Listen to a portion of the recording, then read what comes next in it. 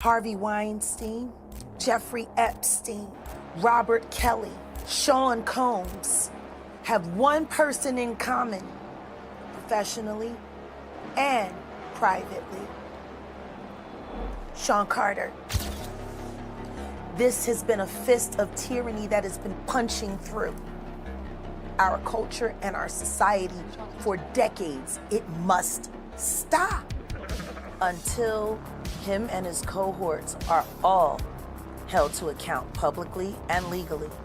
The victims, they're not safe. I have 3 victims right now who are willing to give testimony about not only what Mr. Carter has done to them, but his wife as well. They're a nasty little couple. They do nasty things. That changes now, Sean. You have no choice. Everyone knows. Jay-Z's career, you can look at that and say the association to Beyoncé is when he started to receive the 16, 17 Grammys since he's been with Beyoncé, right? And you go, prior to that, 1. Right. You see what I'm saying? So that came in association, like you see their kids even have Grammys. Like they don't sing yet. They don't sing. Right. They don't rap yet. And they already have Grammys and shit. So it's like they give them this trophy so we secure that they're coming to the award show. It meant that much to the culture that they just gave them the things that... Before we begin, if you value calm, fact-driven investigations like this, take a moment to subscribe. If anything here makes you pause, tap like, and share your thoughts below. We pin thoughtful comments. Just now, a story long shielded from scrutiny is being questioned again. Bring it together, putting it down, and everybody, all the new young kids, everybody doing their shit. Fuck that, the black man is God shit. I advise Beyoncé to divorce Jay-Z as soon as possible because I'm ready to shoot a documentary about Jay-Z, and I guarantee it will outgross Diddy's documentary. If Beyoncé sends me a legal letter on behalf of Jay-Z, I remind her to stay quiet. This is a dispute between men, and she has no right to interfere. I have to let everyone see the true face of Jay-Z. Jay-Z and Diddy have been longtime friends, and their business dealings never stopped. He frequently attends Diddy's parties, so why do people think he's innocent? Jay-Z and Diddy got involved in the same case in 2024, where a victim claimed she was assaulted by both Jay-Z and Diddy. I remember Jay-Z saying these were all rumors and that he was defending Diddy. But ironically, Diddy got arrested in 2025. And there's enough evidence to count his crimes on one hand. I've known him for 20 years, and I know how many bad things they've done behind the scenes. After Jay-Z founded his company, he repeatedly got into copyright disputes. In 1999, he was convicted of third-degree assault and served time in prison. He was unfaithful to Beyoncé, and he was caught by Beyoncé's sister. I think everyone has seen the footage of him getting beaten up in the elevator. I've already gathered the evidence, and I'm going to give Jay-Z a surprise. Jay-Z, also known as Sean Carter, was just named in a sexual assault lawsuit alongside with Sean Diddy. Go. Bitch. Did you hear about Jay-Z? He got accused in a new Diddy lawsuit. Yep, you're reading that right. Jay-Z has been mentioned in a lawsuit with Diddy. So this lawsuit came from up under Tony Buzz. According to the lawsuit that was refiled, Jane Doe alleges that Carter and Combs entered the room with Puff Daddy saying, "Are you ready for a party?" She alleges that Jay-Z removed her clothes and held her down while Sean Diddy Combs her. Jaguar Wright just explained that Jay-Z is gonna go down after Diddy. How dare you! Jaguar Wright is not wrong about Jay-Z and Beyoncé. I have 3 victims right now who are willing to give testimony about not only what Mr. Carter has done to them, but his wife as well. Just now, a story many believed was untouchable is being questioned again. For decades, Jay-Z's rise appeared flawless. But recent moves by 50 Cent didn't accuse. They recontextualized, and once the context shifted, the empire no longer looked as solid as it once did. Rapper Jay-Z is suing the anonymous woman who accused him of raping her and then voluntarily dismissed her own lawsuit. In December last year, the woman known as Jane Doe filed a lawsuit accusing rappers Jay-Z and Sean Diddy Combs of raping her at a 2000s VMA after-party when she was just 13 years old, while an unnamed female celebrity watched. Both rappers denied the allegation. She then did an interview with NBC, who noted several alleged discrepancies in her account. When questioned about this, Jane Doe admitted to making some mistakes, according to NBC. She later dropped the lawsuit in February. Jay-Z's new defamation action claims his representatives have recently made direct contact with the Jane Doe, and the lawsuit claims she allegedly admitted she made up her claim about Carter and felt pressured by her legal team to repeat it during her interview with NBC. It goes on to allege that the Jane Doe said it was her lawyer, Tony Busby, who pushed her to go forward with the false narrative of the assault by Mr. Carter in order to leverage a maximum payday. In a statement to the BBC, Tony Busby said, "This case is baloney and has no legal merit. This is just another attempt to intimidate and bully this poor woman that we will deal with in due course." Jay-Z wasn't built overnight. His career was shaped by timing, alliances, and long stretches of silence. What 50 Cent did wasn't loud, it was calculated. By highlighting patterns instead of individuals, he pushed audiences to re-examine moments they had already accepted as normal. What's that? That's Mauve King? Niggas feeling marvelous. You gotta get the shoes though. Y'all know what it is. Can't tell Diddy's story without mentioning Jay-Z. It's impossible. And this is where it gets even crazier. Remember Jaguar Wright? She's been saying for years that once Diddy goes down, Jay-Z is next. She even predicted this whole thing. Now, people are starting to take her seriously. Why else would Jay-Z be completely scrubbed from a documentary about the man he worked closest with for decades? He was at those parties, he was doing business with Diddy, they were both at the top of the game. The silence is deafening. Then you got Ja Rule. Oh man, this guy just can't help himself when it comes to 50. He's been hopping on Twitter, trying to trash the documentary, anything to make 50 look bad. He's saying it's more about 50's beef with Diddy than actually giving a voice to the victims. Like, come on, dude. But here's the kicker. Gene Deal, Diddy's ex-bodyguard who's been spilling all the tea, already said Ja Rule had his own shady stuff going on with Diddy back in the day. He hinted that Ja was involved in the same kind of activities Diddy's being accused of now, so maybe that's why he's so pressed? Maybe he's worried his name's gonna pop up next if people keep digging. 50 definitely thinks so. He posted about it, saying Ja Rule's just trying to protect Diddy because they're in the same boat. And honestly, based on what Gene Deal said, it probably is true. Despite all this hate, all the celebs trying to shut it down, the documentary's crushing it. 50 posted the numbers and they're insane. 21.8 million views in 6 days. That's bigger than Stranger Things, which is a massive hit. Someone even commented, Diddy stranger than Stranger Things. I'm not even gonna lie, after watching this thing, that comment hits different. The stuff revealed in those episodes is darker than any horror show on Netflix. Now we're getting into the heavy stuff. This is where it goes from celebrity drama to potential criminal case territory. One of the wildest parts is when they talk about Tupac's murder. And I'm not talking about theories. I'm talking about actual recordings from federal investigators. The documentary features recordings of Keith D talking to the feds. Keith D is the guy who allegedly organized Tupac's murder, and on these tapes, he straight up says Diddy offered him $1 million to take out Tupac and Suge Knight. $1 million! He claims they only managed to kill Tupac, so they only got paid $500,000. Can you even believe that? They go deep into this. They show how Diddy allegedly felt threatened by the friendship between Tupac and Biggie. Multiple people said Diddy didn't like how close they were getting, like Biggie was choosing Tupac over him, and it made him jealous. So, according to these allegations, he paid to have Tupac eliminated. And because of this documentary, people are saying the Tupac case might be reopened. This isn't about rap feuds or personal drama, it's about power networks. When 50 Cent asked who benefited most during pivotal industry moments, he reopened debates many thought finished. Debates that quietly shaped Jay-Z's ascent, rise. So by you, you're good, bro. You're fucking good. Yeah. He's protecting hip-hop. Yeah. If you don't speak out and make them the weirdos, then they're gonna think everybody's Every like single that. person is like that involved in hip-hop culture. Makes you think, did Jay do it? Shut up. He's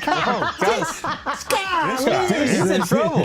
We live in New York, bro. No. We live here. No, Just free saying. Jay-Z. I'm just saying. Shout out Mufasa. We all gonna go and support. Yo, we can all see. You are crazy. That was the craziest thing. I literally. What's bro, the lady at Rock Nation? I gotta send her that. You don't feel like that happened the same day, bro. What's the day came out the day before, the next day? I was eating Raisin Bran. Okay, I'm eating Raisin Bran. I got my daughter in my arm. I'm scrolling, right? I see somebody screenshot your shit. Is Jay and the whole family at the Mufasa Fair, and then the comment is 50 said, Jay said, they said I the 13-year-old. Let's go watch Mufasa. Everybody get dressed. We're going to see Mufasa right now. I just think it was a good look, like angling yourself as a family man. Yes. But they had to go to the premiere, that bro. was planned already. I'm They had to go to the premiere. And I realized that later, but I'm just saying to you, I haven't seen him in a long time. That's all I'm saying. When I hadn't seen him in a long time, and then I heard this shit, and then I looked and I saw Mufasa, I said, whoa. That's all that fucking happened, bro. You think this is at my phone? This is my phone. This is happening at real time. Like I said earlier, this is much bigger than Diddy. But if we listen to the media, Diddy is the only monster in Hollywood. When Jaguar Wright tried calling out Jay-Z, Morgan attempted to defend Jay-Z, claiming he wasn't there to defend himself. I know why there's no vindication for me, because for 4 years I've been screaming, not just Diddy, but Diddy and Jay-Z are monsters. And the victim-making machine kept going on. Jay-Z has been notable by his silence since these charges brought against Diddy. Why do you think that is? Harvey Weinstein, Jeffrey Epstein, Robert Kelly, Sean Combs have one person in common professionally and privately, Sean Carter. How many victims potentially do you Thousands. I've talked to hundreds that I deal with still myself. I have 3 victims right now who are willing to give testimony about not only what Mr. Carter has done to them, but his wife as well. They're a nasty little couple. They do nasty things. What do you think happened with Kim Keeping Ford? people against their will, putting people on planes while they're unconscious, just like Aaliyah got on that plane, unconscious. There's a lot of things that people don't want to talk about, Pierce.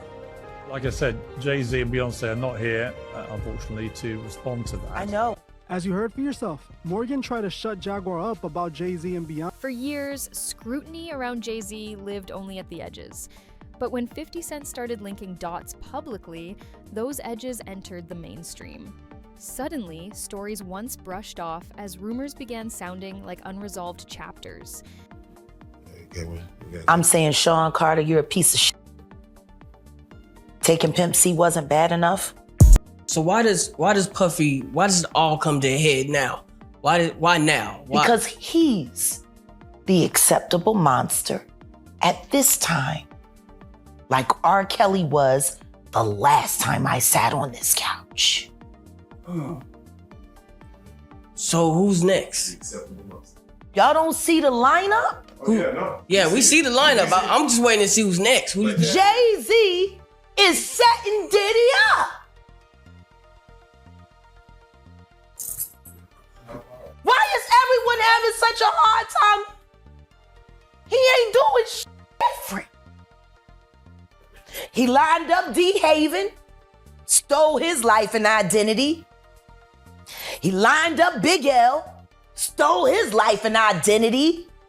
He lined up Dame Dash, stole his life, identity, and took his love. Lined up R. Kelly.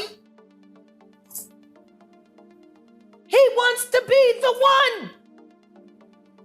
Yeah, shout out D. Haven. He actually hit us up, wanted to tell this story. You need to talk to D. Haven. Yeah, we need to talk to him. I told you that last year when I put you on the phone with him. You did. I want you to think about this. Allegedly, Sean Carter is responsible for enacting Hype Williams to put Aaliyah on a faulty plane to move her out the way as punishment for rejecting him, and so he could level up Beyoncé, who was struggling. Let's just say allegedly that happened. Now I want you to think about 106th and Park with Mary J. Blige. Free, who is a victim of Sean Carter. Yeah. Mary J. Blige, who is a victim of Sean Combs, are sitting there talking about the death of Aaliyah amongst each other. Think about that. You got a Diddy victim, you got a Jay-Z victim, and you got a superstar gone.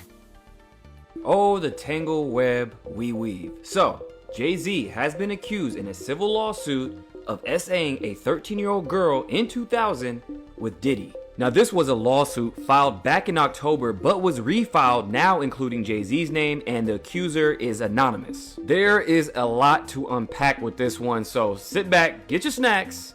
We're going down a rabbit hole. First, let's go over the accusations. So this victim claims that Jay-Z and Diddy both SA'd her back in 2000 at a VMA after party. Not only that, but there's an unnamed third-party celebrity who's also a part of this, who was watching all this go down in the same room. I'm not making any claims here, but here's a picture from the VMAs in 2000. Then Jay-Z fires back with this statement right away, which is very out of character, but I'll paraphrase. It says, "This is blackmail, you're not getting any money out of me. If this is true, file a criminal lawsuit," etc. And in this statement, he's really going after the lawyer who filed this lawsuit, Tony Busby, who fires back a statement himself saying, "Recognize this guy? This is a picture of a weapons platoon commander, Alpha Company, 1st Battalion, 4th Marines from our old Western Pacific cruise book." So this is turning into a flex show. He's not backing down, Jay-Z's not backing down, and he even says that he's being bullied and followed by mysterious people with his family, and his clients are getting harassed and all this crazy shit.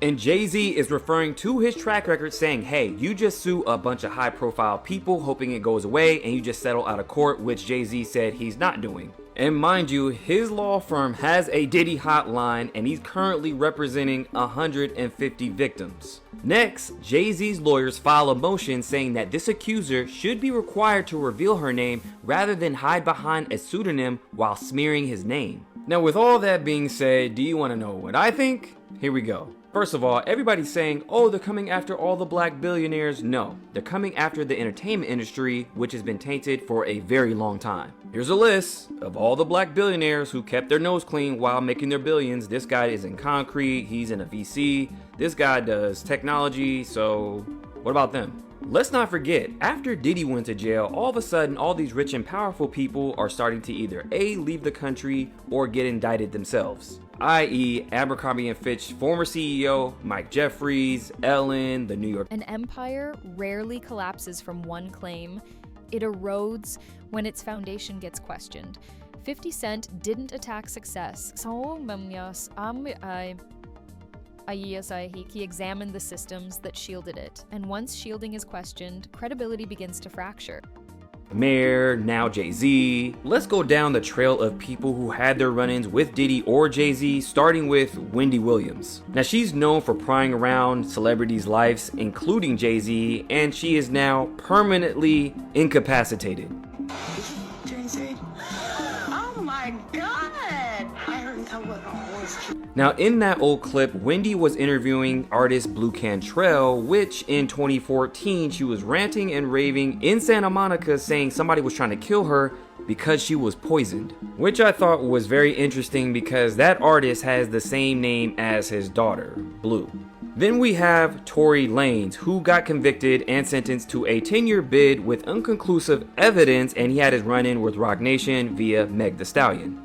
And the whole wicked system of Roc Nation, including you, Jay-Z.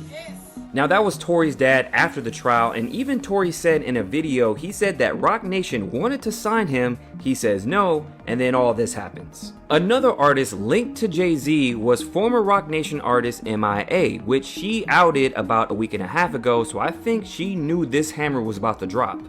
Even when I met Jay-Z and I signed to Roc Nation, the first thing he told me to do is get plastic surgery. I'm not insecure because I would have got plastic surgery. So their argument of Maya's fucking insecure, that's why she needs to massage her ego, fails. Then we have something really strange happen. So this post that ABC Chicago posted, Beyonce's mom actually likes it, so we don't know if this is a mistake or some type of cryptic message. Then we have Foxy Brown, an artist heavily tied to Jay-Z back in the 90s, posting this after the allegations, who people say allegedly was sleeping with Jay-Z when she was underage, allegedly. Now, we don't know if any of these allegations are true or not, time will tell, but my thoughts are Diddy is singing like a bird right now, or somebody else higher than them has it out for them and airing out all their dirty laundry. I did a whole breakdown on my YouTube on this, but let me know what you guys think about all this down below. Biggest shift wasn't what was spoken, it was what went unchallenged. As older narratives resurfaced, silence carried more weight than responses. Viewers noticed who answered, who sidestepped, and who remained deliberately neutral. Okay, so you've heard about this whole Diddy mess, right? It's insane. But what if I told you it's just the tip of the iceberg? What if there's someone even bigger, even more powerful, pulling strings behind the scenes? I'm talking about Jay-Z. Now, before you jump down my throat, hear me out. This isn't just some random conspiracy theory. There's a lot of smoke here, and where there's smoke, there's usually fire. And the latest person to throw gasoline on this bonfire is Jaguar Wright. This woman has been in the music industry for years, she's seen things, and she's not afraid to talk about them. And what she's saying about Jay-Z is, well, it's explosive. She's basically saying Diddy has tapes on Jay-Z, tapes that could ruin him. Like, career-ending, reputation-shattering stuff. And apparently, Diddy's been using these tapes as leverage for years.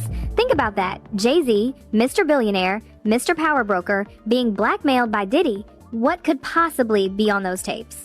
That's the million-dollar question, isn't it? But it gets even crazier. Jaguar Wright also brings up the story of Kathy White. Now, most people have never heard of her, but she was allegedly Jay-Z's mistress. And get this, she died in 2011, right when she was about to go public about their relationship. Suspicious timing, right? The official cause of death was an aneurysm, but the initial report said blunt force trauma to the head. Which one is it? And why did all her social media suddenly disappear after she died? It just doesn't add up. Jaguar Wright is straight up saying that the Carters, Jay-Z, and Beyoncé are responsible for Kathy White's death. She even hints that Beyoncé's temper might be worse than people think, and that Jay-Z had to clean up the mess. I know, it sounds wild, but she's not the only one who's raised questions about this. And then there's this whole Netflix documentary about Diddy. It's called The Reckoning, and it's supposed to be this deep dive into his career. But here's the thing. Jay-Z is barely mentioned. Like, at all.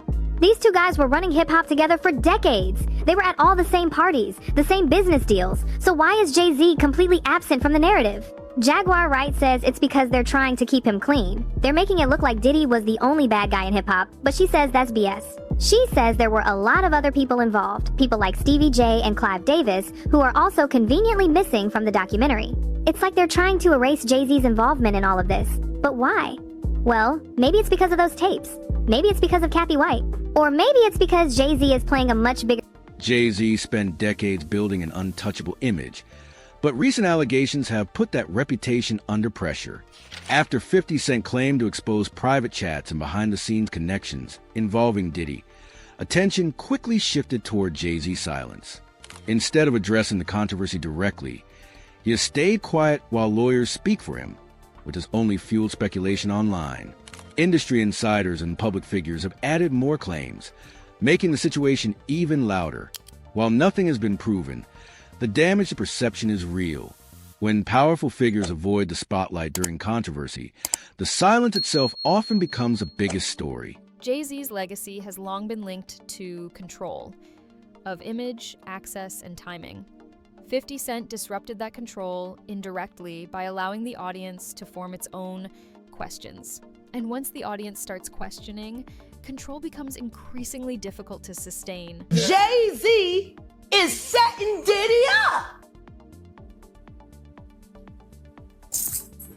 He ain't doing shit different. He lined up D-Haven, stole his life and identity. He lined up Big L, stole his life and identity. He lined up Dame Dash, stole his life, identity, and took his love. Lined up R. Kelly. He wants to be the one. Yo, Dafkin rap reporting, and the conversation just got way bigger. After the Netflix documentary dropped, 50 Cent suggested there's more context the public hasn't seen yet, and fans noticed Jay-Z being mentioned in the debate. Online discussions are revisiting old industry politics, power dynamics, and why certain names rarely get questioned. Some say it's all speculation. Others think the doc opened doors. People kept closed for years. So here's the real question. Is this about exposing a system or just the internet connecting dots? This moment feels different because it isn't fueled by tabloids, it's driven by context, archived interviews, overlooked footage, and ignored timelines are being revisited, not emotionally, but methodically. You see the new lawsuit coming with Jay, the part with Jay. I go, oh shoot, like. Then I think about it, I go, that had to be there. So when I was saying that he was missing, he just wasn't actively being out there because they was dealing with that. Wait, do you think there's truth to the Jay thing? There's no way. Like that, look, you know, so, like if you say, I have this thing where I'm conflicted when it takes you 20 years to remember something happened to you. Yeah. Okay. I don't know. I go, oh, so 10 years, 20 years later, that comes back. And it's like all of Puff's problems are coming from the ministers touching little boys. What you mean? The laws are the way they are because because of the priests. The priests touching little boys. Oh. Why is everyone looking at me, bro? I That's just go to your church. man. I just go to That's church, your right? I have man. nothing to do with this. I have an alibi. That's why the laws allow them to go that far back. Turn away from you right there. I'm just a Catholic kid. Come on. You've been dead on No, no. What's the body of Christ taste like? That's sacrilegious. You can't do that. He's like, yo, drink my blood. Yo. So it is crazy when after 20 years they come out. That shit is foul. But with Puffy, you were the only one saying anything for decades. Yeah, because we had our own little thing. But you were the only. Everybody else thing? is scared. Huh? But everybody else is scared. So you think maybe this is a similar thing where everybody else is scared? I don't know what it is. I'm just asking. I think that they're scared. But if they're scared, But then maybe you've that's been why I'm thinking. insinuating Jay-Z a little bit. Yeah. Like you've been saying people gonna come for him a little bit. No, You've been I thought he would do funky stuff like the Super Bowl. Like it was not okay for me to be at the Super Bowl. Oh, he tried to cut that. Yeah, he didn't want me to. Well, they worked to make like there was an issue with me in the NFL that doesn't exist. So he did the corporate way of trying to keep you down. Oh, it's not me, it's now. It's them. And then when M says he's not gonna do it if I'm not there, then let's go. Like, yeah. You know. But tell me, man, why do you believe that Jay and Puffy is close, even though Jay's lawyer came out and said they're not? Because Jay-Z and Puff was given an assignment. And that was to destroy East Coast rap. And what I mean by that, and I know people gonna be like, yo, Gene is out of his mind and everything like that. Check this out, brother. Is that New York rappers was getting 800 to 1.2 million, or some larger than that, and to sign with labels back then.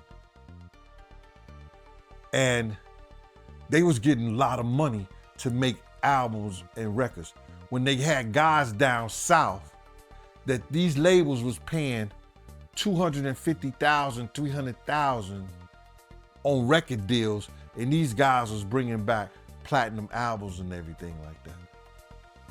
So what they had to do was they had to keep New York rappers down. That's one reason, other than the Irv Gotti shit that 50 was going through and the poison they was putting in about 50, he had to go elsewhere to California or with Jay and not with Dre and Eminem to get a deal. They did not want East Coast rappers to get big. They were suppressing all new artists that was coming out of New York. Jay and Diddy was doing that. That's why when I heard your story, because I knew this for a long time, but when I heard Dame Dash that Jay wouldn't sign off on nothing, Jay wouldn't do this and Jay would that, because he couldn't let a Cameron blow up. He couldn't let an East Coast rapper like Beanie Siegel blow up. Because him and Diddy was giving that deal, we gotta keep these East Coast rappers down. Because down south rappers, Cash Money, No Limit, Ludacris and them, they was taking little money and bringing back more money and making more money for them. So the record labels, I wouldn't say they was gonna lose off the East Coast rappers, but they couldn't give them peanuts. They couldn't give them $200,000 to do an album, $300,000 to do an album. They couldn't give them that type of money. They had people like Graf getting $800,000 doing an album and never came out. So they was placed to destroy the East Coast rap. And then along came a somebody. They was about to bring East Coast rap back. And there's nothing they could do about it. And this kid was finna put East Coast on the map just like Big did. And this is after 50.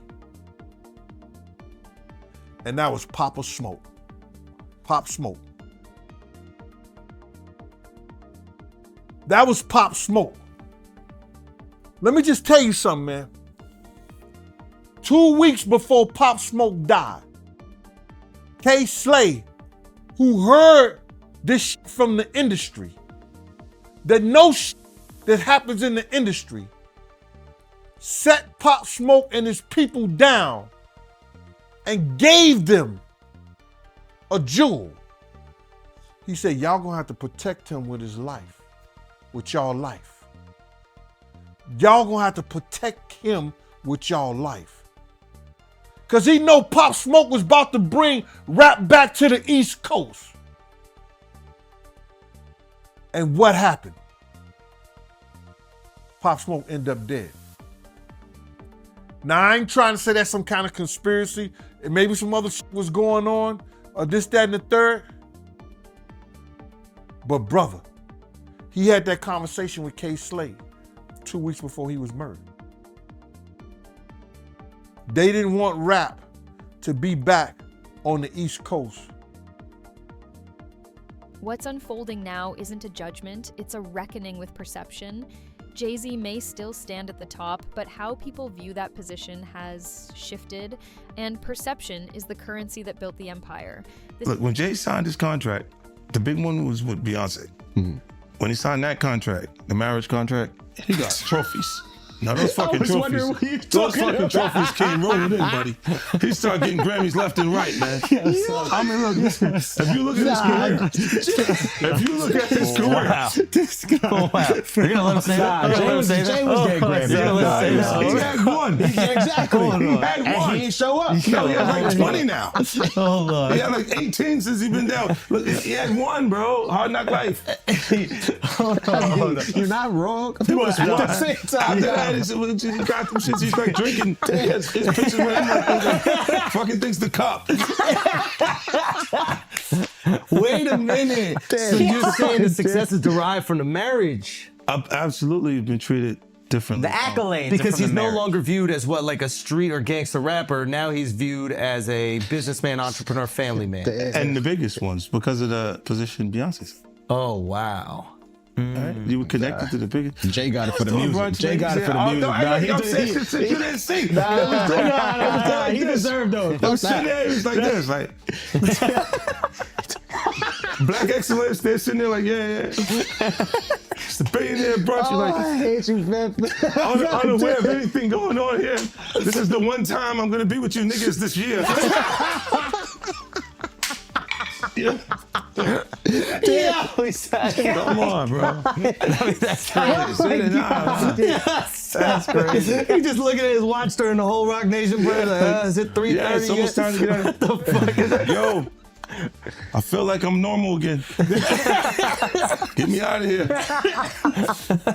Oh wow! So that's the deal he signed, huh? Yeah, that's the deal. Like, the other ones didn't count as much as that one did.